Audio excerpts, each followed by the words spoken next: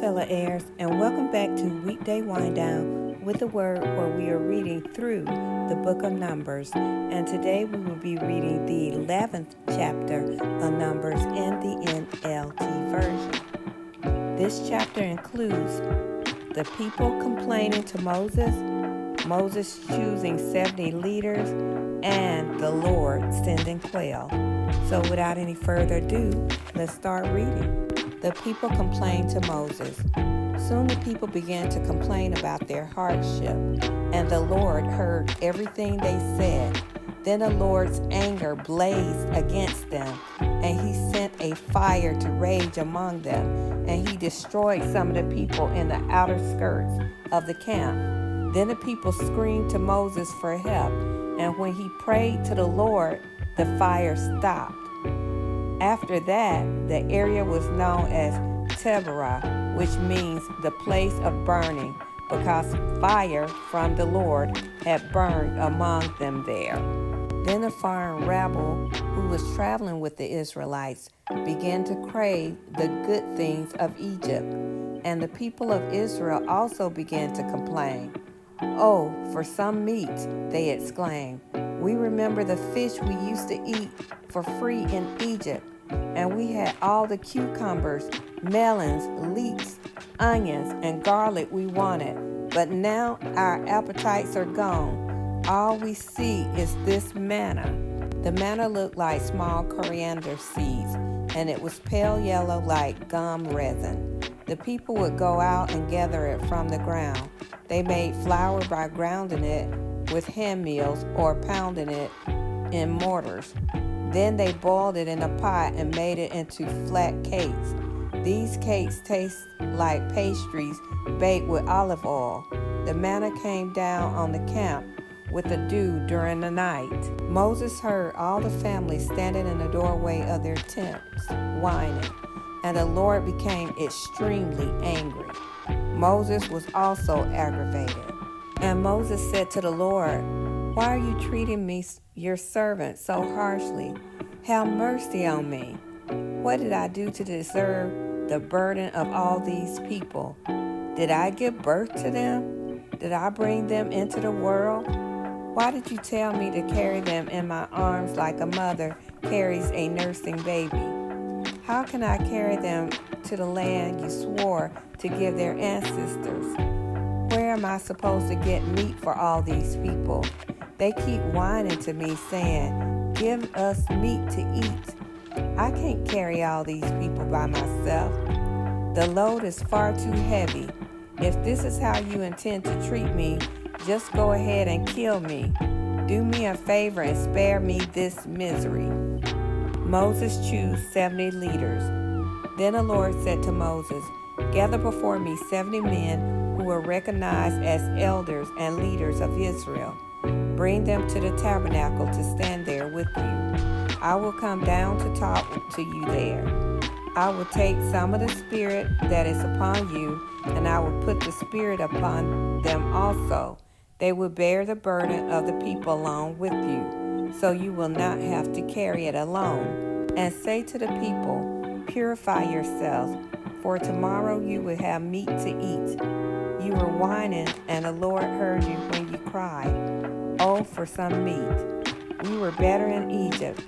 Now the Lord will give you meat, and you will have to eat it.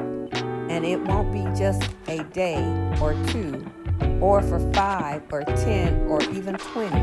You will eat it for a whole month until you gag and are sick of it. For you have rejected the Lord, who is here among you, and you have whined to him, saying, 'Why did we ever leave Egypt?'" But Moses responded to the Lord, "There are 600,000 foot soldiers here with me, and yet you say I would give them meat for a whole month. Even if we butcher all our flocks and herd, would that satisfy them? Even if we caught all the fish in the sea, would that be enough?" Then the Lord said to Moses, "Has my arm lost its power? Now you will see whether or not my word comes true." So Moses went out and reported the Lord's word to the people. He gathered the 70 elders and stationed them around the tabernacle. And the Lord came down in a cloud and spoke to Moses. Then he gave the 70 elders the same spirit that was upon Moses. And when the spirit rested upon them, they prophesied. But this never happened again. 2 men, Eldad and Medad, had stayed behind in the camp. They were listed among the elders, but they had not gone out to the tabernacle. Yet the Spirit rested upon them as well, so they prophesied there in the camp. A young man ran and reported to Moses, Eldad and Medad are prophesying in the camp. Joshua, son of Nun, who had been Moses' assistant since his youth, protested, Moses, my master, make them stop. But Moses replied, are you jealous for my sake? I wish that all the Lord's people were prophets, and that the Lord would put his spirit upon them all. Then Moses returned to the camp with the elders of Israel. The Lord sends quail. Now the Lord sent a wind that brought quail from the sea and let them fall all around the camp. For miles in every direction there were quail flying about 3 feet above the ground. So the people went out and caught quail all that day and throughout the night, and all the next day too. No one gathered less than 50 bushels. They spread the quail all around the camp to dry, but while they were gorging themselves on the meat, while it was still in their mouths, the anger of the Lord blazed against the people, and he struck them with a severe plague. So that place was called Kibroth Hattaavah, which means graves of gluttony, because there they buried the people who had craved meat from Egypt. From Kibroth Hattaavah, the Israelites traveled to Hazeroth, where they stayed for some time. And that concludes the reading of Numbers 11 in the NLT version. You know, sometimes you look back at these scriptures and these chapters and you say, why are they complaining? But I don't know, like, if I would be doing the same thing if I were in with them, if I was in the midst of all of that, you know, not knowing what I know today and who God is today.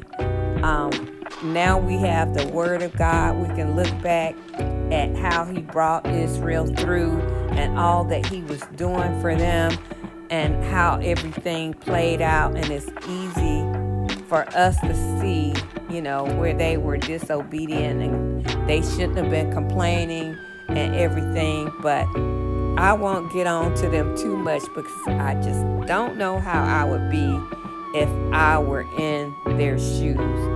So I try not to, say too much about them, only that I can learn from them today, and to say that if I'm going through a rough and horrible time today, that, you know, I would handle it with a little bit more grace. So I thank them for giving me an example of what not to do. And I thank God for his word, because his word is an example for us. And it's very instructing, and it shows us how to conduct ourselves as it relates to our Father in heaven. So that's all I have to say about this chapter. And again, I would love to hear your thoughts on chapter 11.